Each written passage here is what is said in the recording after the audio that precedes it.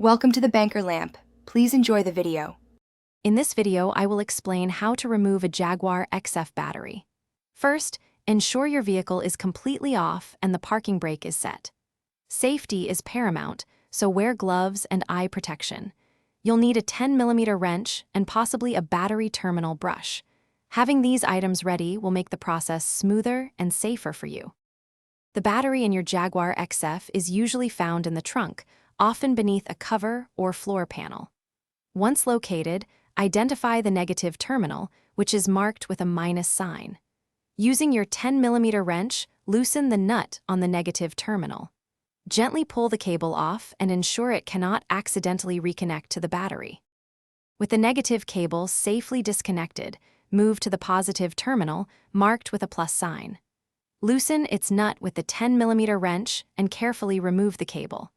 Be very careful to prevent this cable from touching any metal parts of the car.